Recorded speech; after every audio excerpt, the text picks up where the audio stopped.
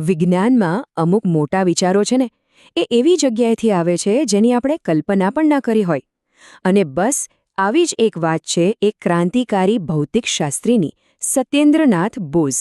ચાલો એમની અસાધારણ સફરને જાણીએ, જે કલકત્તાથી શરૂ થઈ અને બ્રહ્માંડના કણો સુધી પહોંચી. તો ક્યારેય વિચાર આવ્યો છે કે બ્રહ્માંડનો એક આટલો મૂળભૂત કણ, એનું નામ બોઝોન કેમ છે? આ કોઈ એમ જ નથી પાડી દીધું. આ નામ પાછળ છે ને એક જબરદસ્ત ભારતીય વાર્તા છે, હિંમત અને બુદ્ધિની એક અદ્ભુત કહાણી. તો હા, આ જે બોઝોન છે, જે ક્વોન્ટમ મિકેનિક્સનું એકદમ પાયાનો કણ છે, એનું નામ પ્રોફેસર સત્યેન્દ્રનાથ બોઝના નામ પરથી આવ્યું છે. પણ સવાલ એ છે કે એક ભારતીય વૈજ્ઞાનિકને આટલું મોટું, આટલું વૈશ્વિક સન્માન મળ્યો કઈ રીતે? આખી વાતની શરૂઆત થઈ હતી એક પત્રથી. હા, આઇન્સ્ટાઈને લખેલો એક પત્ર. આ કોઈ સામાન્ય પત્ર નહોતો. આ એ પત્ર હતો જેણે વિજ્ઞાનની આખી દિશા જ બદલી નાખી અને બે મહાન દિમાગને એક સાથે લાવી દીધા. તો ચાલો જઈએ 1924માં. કલકત્તામાં એક યુવાન પ્રોફેસર હતા, જેમની પાસે એક એવો ક્રાંતિકારી વિચાર હતો જેણે ભૌતિકશાસ્ત્રના સ્થાપિત નિયમોને આમ સમજો કે હલાવી નાખ્યા. હવે થયું એવું કે બોઝે પ્લેન્કના નિયમને સમજાવવા માટે એક નવો જ, એકદમ રેડિકલ રસ્તો શોધી કાઢ્યો.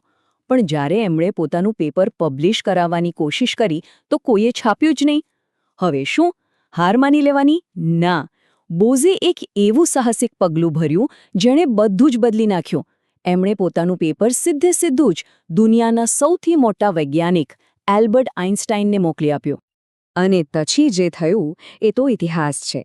આઇન્સ્ટાઈને તરત જ એ પેપરની અંદર છુપાયેલી પ્રતિભાને પારખી લીધી.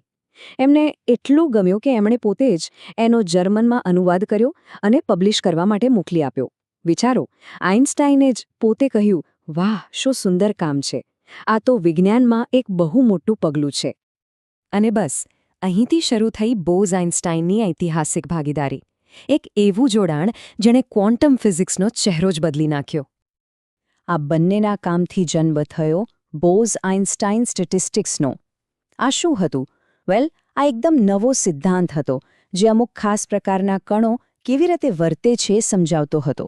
આ કામ એટલું પાયાનું હતું કે એણે ક્વોન્ટમ સ્ટેટિસ્ટિક્સ જેવા આખા નવા ફિલ્ડનો પાયો નાખ્યો. અને આની સાથે જ એસએન બોઝનું નામ હંમેશા માટે આઇન્સ્ટાઇનના નામ સાથે જોડાઈ ગયું. વિજ્ઞાનના ઇતિહાસમાં એમનું સ્થાન પાક્કું થઈ ગયું. કલકત્તાના એક પ્રોફેસર હવે દુનિયાના નકશા પર ચમકી રહ્યા હતા. પણ આ તો થઈ એમના કામની વાત. આખરે આ કલકત્તાના પ્રોફેસર હતા કોણ?